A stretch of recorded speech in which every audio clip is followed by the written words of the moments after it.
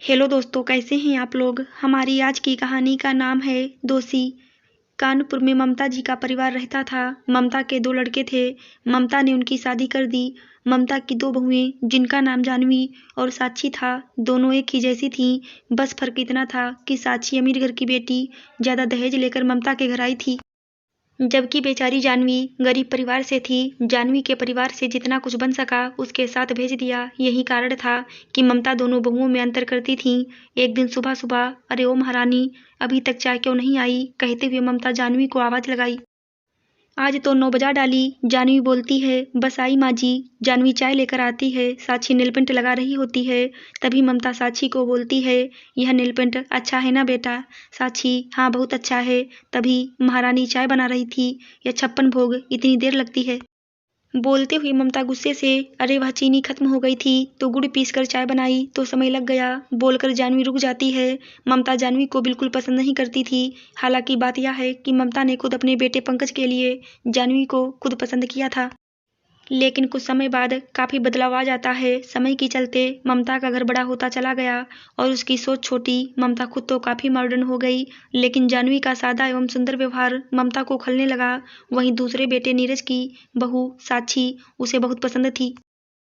नीरज साक्षी को love marriage करके लाया था, जिसके चलते साक्षी बहुत अमीर परिवार से होने के कारण बहुत सारा दहेज लेकर आई थी।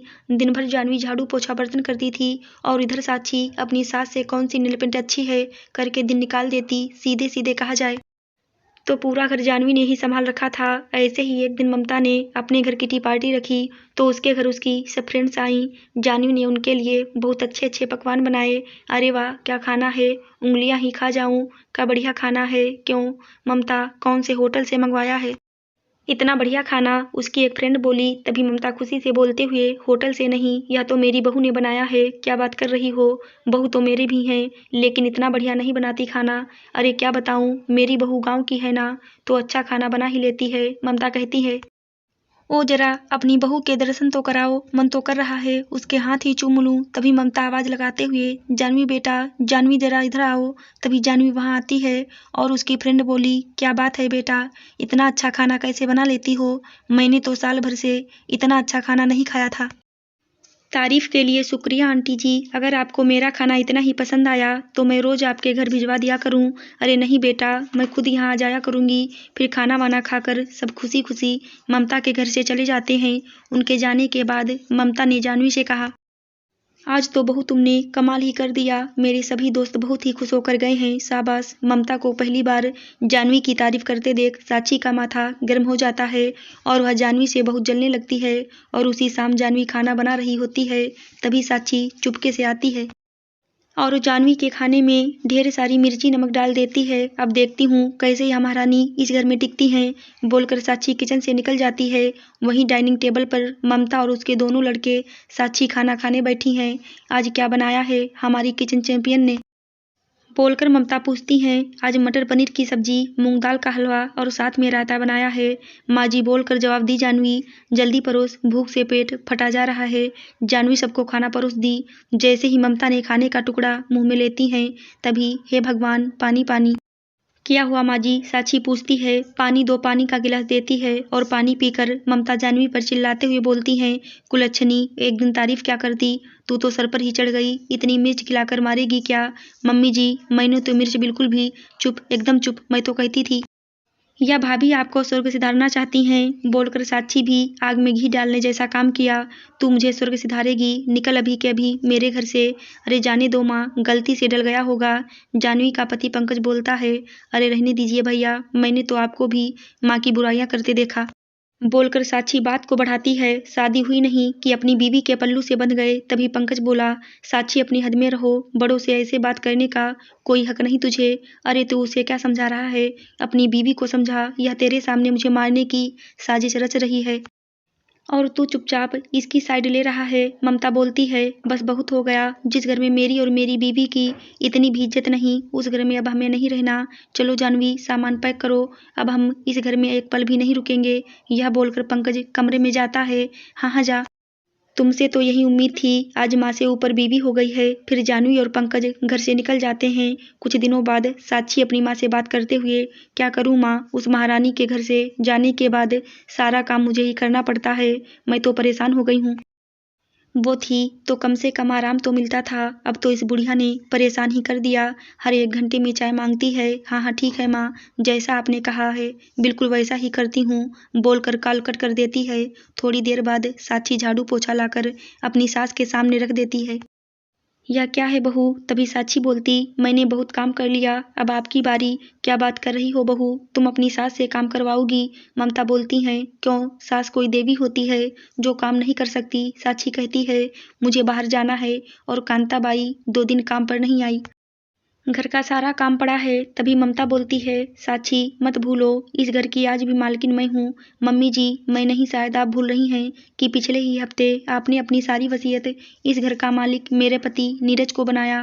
अगर यहाँ आपको काम करना है तो करो, नहीं तो वृद्धा आश्रम भिजवा दूंगी। तुझे शर्म नहीं आती मुझसे ऐसे बात करते हुए? आने दे नीरज को, बोलकर चली जाती हैं। शाम को नीरज घर आता है। तभी ममता उसके पास आती हैं और कहती हैं, बेटा नीरज, तुम्हारी बीवी ने मेरे साथ बहुत बदतमीजी की। क्या कहा उसने? नीरज पूछता है, या मेरा घर है और यहाँ रहना है तो काम करो, नहीं तो वृद्ध आश्रम भिजवा दूंगी।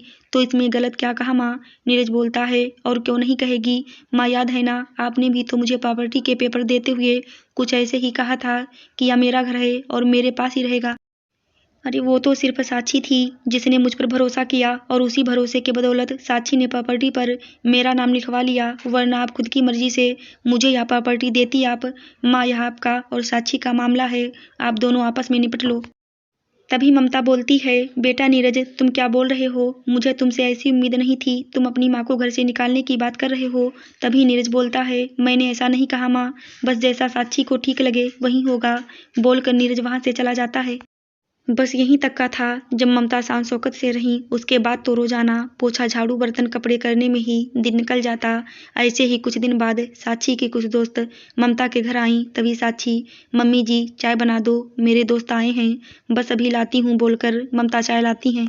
साक्षी की फ्रेंड चाय पीकर, ओहो जी, ये कैसी चाय है, इसमें तो चीनी की जगह नमक डाला हुआ है। साक्षी गुस्से में, मम्मी जी आपने क्या किया, मेरी तो नाक कटवा दी।